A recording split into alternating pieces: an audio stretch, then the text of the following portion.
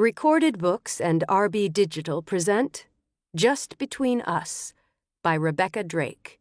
Narrated by Nina Alvamar as Allison, Janine Bartle as Julie, Morgan Hallett as Sarah, and Stina Nielsen as Heather. We have been friends together in sunshine and in shade. Caroline Norton. And whatsoever else shall hap tonight, give it an understanding, but no tongue. William Shakespeare. Prologue. Funerals for murder victims are distinguished from other services by the curiosity seekers, those who come even though they have no real relationship with the victim, but have been fooled by the publicity surrounding the death into thinking that they had a personal connection. We watched them, these sobbing and wild-eyed men and women, and endured the long service in stiff pews, part of the much smaller crowd of the truly bereaved. We were very aware, in the way the others weren't, of two guests who didn't pass by the casket, men standing at the back of the chapel in forgettable suits, watching us with gimlet eyes. They waited until we stood, stiff-legged, and followed the coffin, which rose and fell on the shoulders of the pallbearers like a small ship at sea.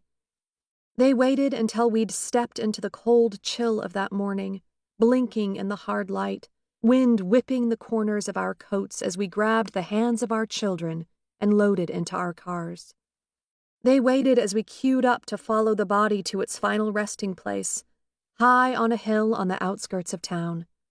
And then they got into their nondescript sedan and joined our procession, slowly wending its way through slush-covered streets toward the gravesite.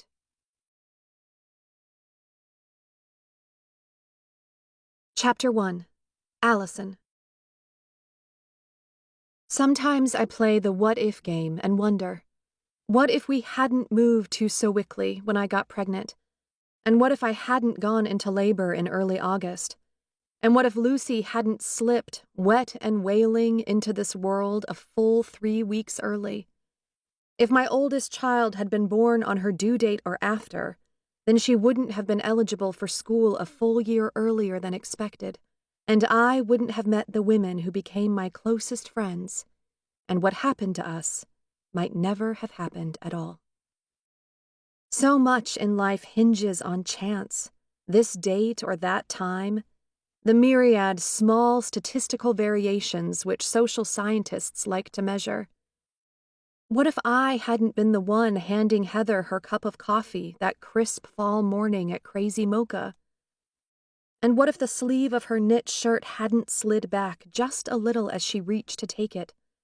And what if I hadn't happened to look down and see what the sleeves had been meant to hide? And what if I hadn't asked, "How did you get such a nasty bruise?" A throwaway question at first.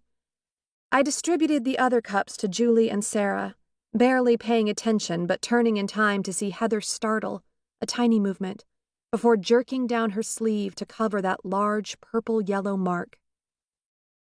"It's nothing," she said. "I must have bumped it on something." It's only when I look back that I see this moment as the beginning, how everything started, though, of course, I didn't understand the significance then. We were in our favorite spot in the coffee shop on a Friday morning, a tradition started by Julie long before I moved to Sewickley, tucked in the back corner of a shop that itself was tucked in a back corner on Walnut Street. Our kids had been seen safely off to school, and the only child with us that morning was Sarah's 3-year-old, Josh, who dozed in a stroller by his mother's side. If I close my eyes, I can still see the 4 of us in our respective armchairs. Julie, red-haired and energetic, couldn't sit still, her leg jiggling or toe-tapping, always moving.